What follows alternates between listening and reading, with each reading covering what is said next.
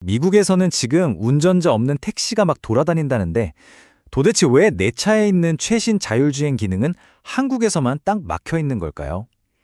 웨이모랑 테슬라가 세상을 바꾸고 있는 이 순간에 유독 한국만 멈춰 있는 이유, 오늘 한번 제대로 파헤쳐 보겠습니다. 이거 정말 많은 분들이 답답해 하실 거예요. 해외 뉴스 보면 로보택시가 정말 일상이 되어가고 있는데, 아니, 큰맘 먹고 산 내 차의 자율주행 기능은 왜 한국 땅만 밟으면 봉인이 되는 걸까요? 바로 이 질문에서부터 오늘 이야기 한번 시작해 보겠습니다. 자, 이 문제는요, 생각보다 복잡합니다. 그냥 기술이 되냐 안 되냐 이런 단순한 문제가 아니에요. 그래서 오늘은 먼저 어떤 미래가 약속됐는지, 그리고 세계를 이끄는 두 거인이 어떻게 다른지 본 다음에요. 한국이 부딪힌 거대한 규제의 벽, 그리고 그 뒤에 숨어있는 보이지 않는 갈등까지, 이 복잡한 퍼즐을 저랑 같이 한번 맞춰보시죠.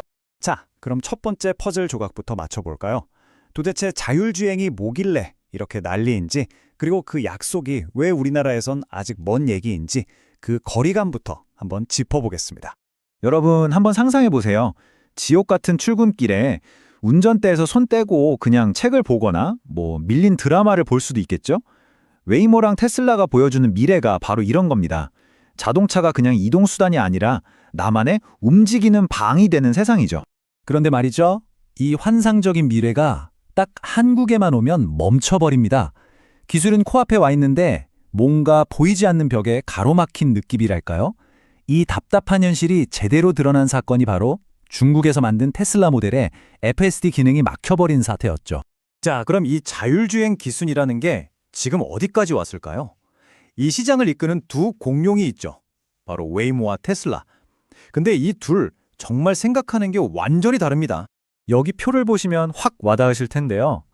웨이모는 뭐랄까, 머리부터 발끝까지 라이다 같은 최첨단 장비로 무장한 모범생 같아요.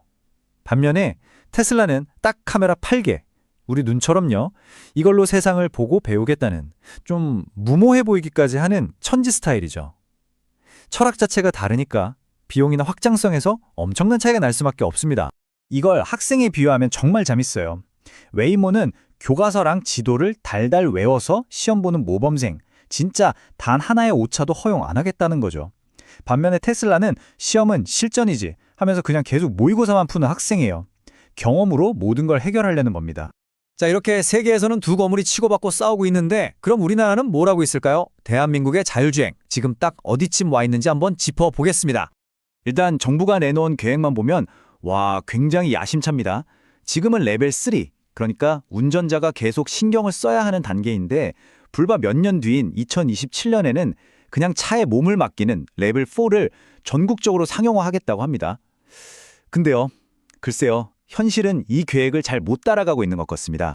바로 여기서 테슬라 오너분들의 분통이 터지는 거죠. 아니, 똑같은 돈 내고 똑같은 FSD를 샀는데 미국 공장 출시는 되고 중국 공장 출시는 안 된다니, 이게 말이 되나요? 이게 무슨 기술 문제도 아니고 그냥 어느 나라 서류 기준을 따랐느냐, 딱 그거 하나 때문에 운명이 갈리는 겁니다. 도대체 왜 이런 어처구니 없는 일이 벌어지는 걸까요? 자, 지금부터가 진짜입니다. 우리 자율주행의 발목을 꽉 잡고 있는 그 이름, 규제라는 거대한 벽의 정체를 한번 들여다보겠습니다. 이게요, 벽이 하나가 아니에요. 2중, 3중으로 쳐져 있습니다. 하나는 아주 오래된 도로교통법이라는 벽, 또 하나는 새로운 기술을 통과시켜주지 않는 자동차 인증이라는 벽. 이 두 개가 서로 니 탓이야 하면서 길을 꽉 막고 있는 거죠.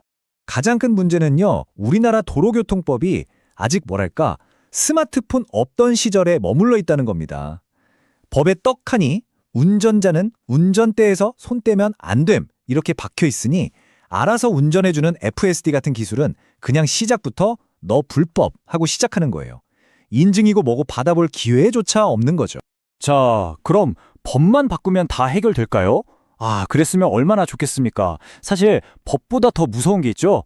바로 사람과 사람 사이의 문제, 흔히 말하는 밥그릇 싸움입니다. 이 보이지 않는 갈등이 진짜 핵심일지도 모릅니다. 이 상황이 얼마나 아이러니한지 보여주는 숫자가 있습니다. 바로 91%. 웨이모 데이터에 따르면요, 자율주행차가 사람보다 심각한 사고를 낼 확률이 91%나 적다는 거예요.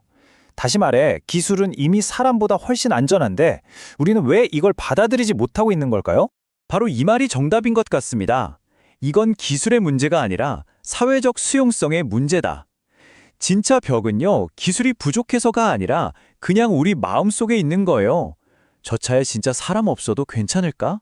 하는 그 불안감 말이죠. 그리고 그 불안감의 한가운데 바로 택시 업계가 있습니다. 생각해보세요. 로보택시가 돌아다닌다는 건 누군가에겐 그냥 신기한 구경거리가 아니라 당장 내일의 밥벌이가, 내 전 재산인 택시 면허가 휴지 조각이 될 수도 있다는 생존의 문제거든요. 이러니 누구 하나 쉽게 하자 가고 말을 못 꺼내는 아주 어려운 정치적인 문제가 되어버린 거죠.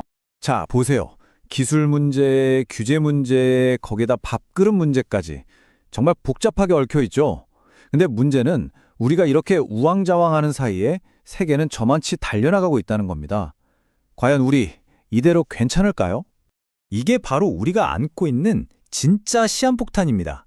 우리가 하루 멈춰서서 싸우는 동안 테슬라는 지구 몇 바퀴를 도는 데이터를 더 쌓고 있어요. 지금이야 3, 4년 차이라고 하지만 아시잖아요. AI 시대에 데이터 격차는 한번 벌어지면 따라잡는 게 거의 불가능합니다.